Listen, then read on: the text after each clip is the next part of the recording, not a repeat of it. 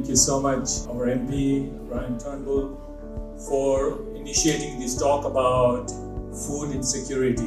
We've actually, I don't have much to say now that we have covered everything pretty much.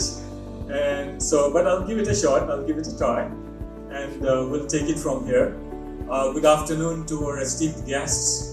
And I would like to acknowledge that we have guests from different parts, not only of the country, but we have guests visiting from overseas, from China, who have come here and are taking part in support of the program and in support of all of us here. Thank you so much for being here. Thank you. My thanks and appreciation to Shirin Mandani and Saffron Hub for inviting me today to this creative and artistic food forum. By the time I finish this statement, a child would have lost their life as a result of hunger. 144 children will have lost their lives by the time I finish the talk. And 3.1 million children will die during the year. Poor nutrition and hunger is responsible for the death of 9 million people every year. Ladies and gentlemen, poverty is not just a statistic. It is a stark reality for millions of individuals around the world who wake up every day aspiring and yearning for a day where they'll be able to have a decent meal.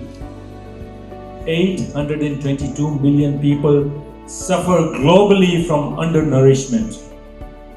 Food insecurity can manifest in many forms, many ways, and some of which include, and I'll just mention some of them, often going without meals or having reduced food intake due to financial constraints.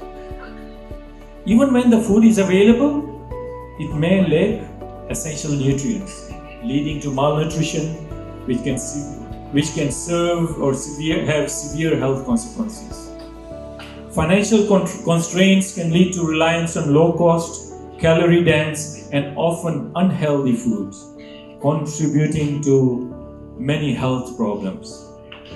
Food insecurity can cause stress, anxiety, and a sense of helplessness that impacts both mental and overall well-being of a person.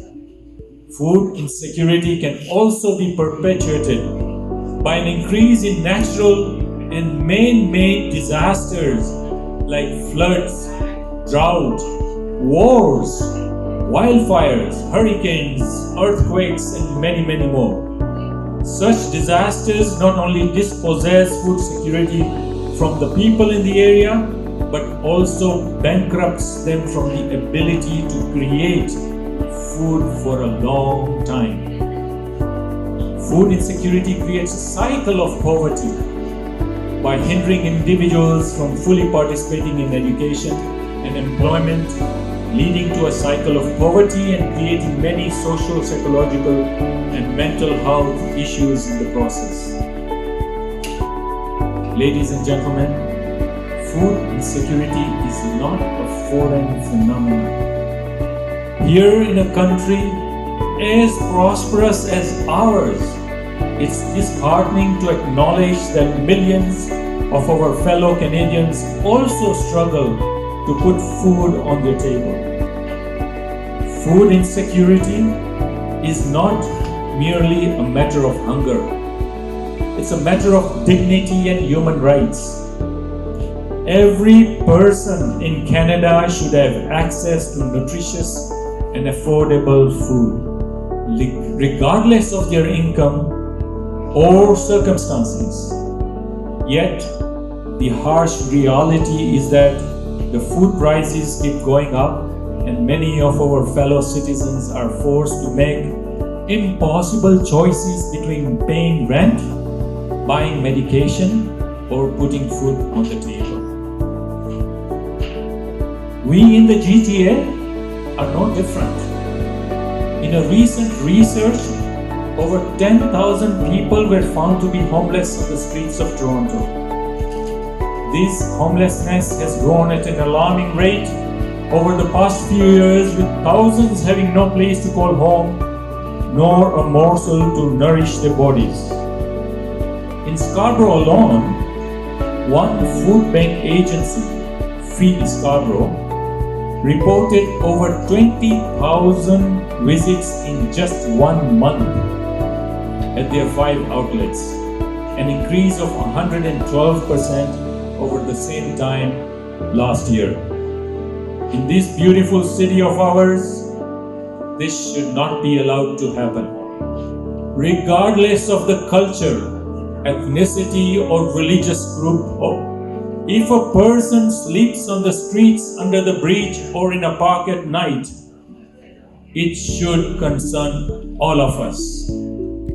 If a person is freezing during winter for not having proper clothing, we all should feel the cold. If a person does not have enough to feed themselves or their family, whether it is in Hamilton, Scarborough, or Whitby, we all should feel the hunger. And if a senior is hurt because they cannot afford help, we all should feel their pain. Eliminating poverty is one of the biggest challenges of our time, with over half of the world's population, that's 2 billion people, struggling to survive on less than $3 a day. The desperately poor, deprived of education, a proper meal, or a roof over their head, face starvation, disease, and death. Such global poverty breeds conflict, instability, and migration, and threatens peace and security all over. In this 21st century, hunger remains the biggest health problem, and it is going to get worse. We have another major problem. The rapidly increasing climate change will increase food insecurity even more. And so we need to brace ourselves, be more creative and proactive. How can we end this injustice of poverty that violates human dignity of so many? How can we support those deprived to have the basic necessities of life? How can we empower those disadvantaged to thrive and become productive in our society? The task ahead is enormous. Ladies and gentlemen, there is little that has been achieved and much that needs to be accomplished. This is a journey of shared responsibilities, of giving back and making a positive difference in someone's life, and we are all in it together. Addressing food security or insecurity requires interventions from all angles, including government policies, community initiatives, business partnerships, and individual efforts. Some solutions may include government policies and interventions. We need to ensure that our policies do not become a reason to increase poverty. Rather, policies that empower individuals to come out of it and be independent and productive. Expand our social safety net to address those falling through. Encourage businesses to put social responsibility as one of their core business values and practices. Education. Promoting food literacy and teaching individuals on preparing healthy meals on a budget. Supporting local agriculture. Investing in local food systems to increase access to fresh, locally grown produce, as we have seen earlier on in the presentation from Eric. Reducing food waste. Implementing strategies to reduce food waste and redirect surplus food to those in need. And of course, advocacy.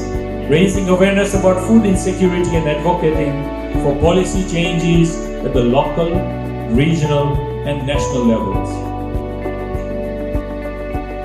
Ladies and gentlemen, food insecurity is a complex issue. It is intertwined with social justice and human rights, and addressing it is essential for the well-being and dignity of all individuals. A just and equitable society is good for everyone. A safe and peaceful environment breeds prosperity, progress, and development. It just makes good business sense, doesn't it? We at Ansaar Foundation have taken small little steps. During the pandemic, we worked with Saffron Hub and Ansaar Foundation. We worked together to deliver hundreds of ready-made food to the many seniors who could not step out of their homes for various reasons. Along with the many different programs to address poverty and empower lives, we at Ansaar Foundation go out to the streets of Toronto, Hamilton, Scarborough to feed the homeless and in the shelters. We serve over 13,000 cooked meals annually to various groups and support almost 100 families with food hampers every month. We have other programs as well for seniors, for youth, and for immigrants. We believe in being inclusive and providing services that respect one's culture and religious beliefs. We launched the first halal meals distribution truck last December. We, however, have a long road ahead of us. Ladies and gentlemen, Ansaar means helper. And so I would like to take this opportunity to make a humble request to each one of you to be a helper and unite to fight poverty and food insecurity. It is our collective obligation. In unity, we hold the power to break the chains of poverty and rewrite the story of countless lives. I'm pleased to announce and launch a feeding initiative that will cover various pockets all the way from Kingston to Niagara Falls. And this is the first time I'm announcing. Your generosity, contribution, and support can be a beacon of hope for many. And so let us act and be part of this transformative journey of making a difference in someone's life. The journey of 1,000 miles starts with the first step. And I invite you to join us in taking that first step, in bringing a smile to someone's face. Thank you.